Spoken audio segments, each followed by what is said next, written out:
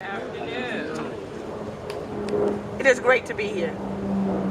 I appreciate all the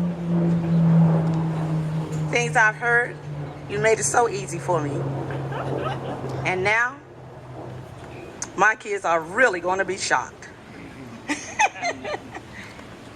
I bring them here when they come from out of state, but my goal is to bring all of my family in so that they could actually see Fort Monroe.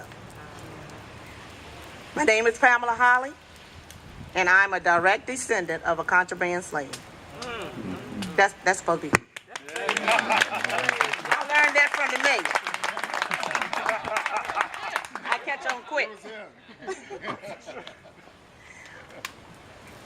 My mother is here, the matriarch of our family, and my husband. I thank them for their support. My mother was the one who actually began giving oral histories at the Hampton Museum, and she taught us what I'm about to share with you. Robert Langley Brooks is the name of the slave. He was born in Matthews County on April 18, 1846, and he died October 15, 1924 in Isle of Wight County. And my mother and my sisters and I found his grave. It's at Campbell Chapel Church, Historical Cemetery. It's worth a trip to take over. His mother was Nancy Brooks, who was the slave master's daughter. His father was John Brooks, who was a mulatto slave. His father, he left and went to Canada. And we can understand why. Very easily. But now, we don't have to leave the ones we love. He started our family being a multiracial, multicultural family. And that's what we have continued to do freely now. We don't have to run from the ones we love.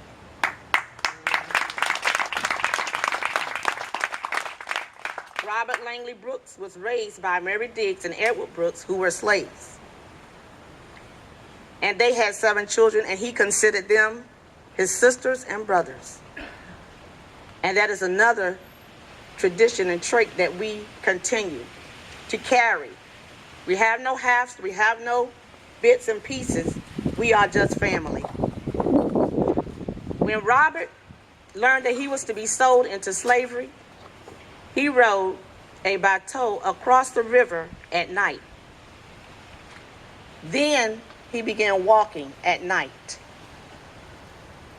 He made his way from Yorktown to the contraband camp at Fort Monroe, where he became a water boy. There he served Abraham Lincoln, who shook his hand. He also saw Jefferson Davis captured and imprisoned at Fort Monroe. In later years, Robert Brooks ran an experimental farm for Albert Howe of Hampton University. It was called Hampton Institute, I believe, back then. It was located just off Kickertan Road in Hampton. At that time, he lived on what is now Robinson Road in Hampton. He also planted magnolia trees and elm trees along Victoria Boulevard, where the first trolley line was established on the peninsula. So when you look at those historical pictures and you see those magnolia trees and those elm trees, we can thank Robert Langley Brooks for planting them. They were destroyed when the tree was widened.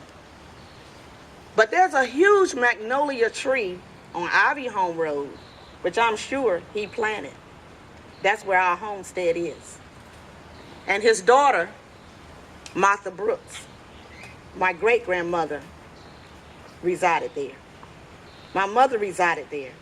And recently, my mother told us that she climbed that magnolia tree. We went there a couple of weeks ago for one of the family birthday parties. Can you imagine your mom telling you she climbed up to the top of the magnolia tree? Yes. Robert Brooks married Edith Batten,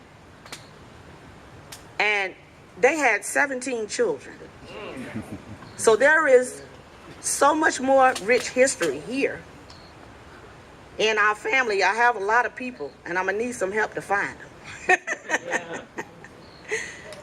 Her mother was Martha Ann Bowden. Her father was George Oscar Batten. His father was Eli Batten, who was the grandson of Chief Osceola of the Seminole Indians. There's a lot more that I could say, but I will stop. It is hot. And you never over talk. I learned that a long time ago. Thank you, Mom.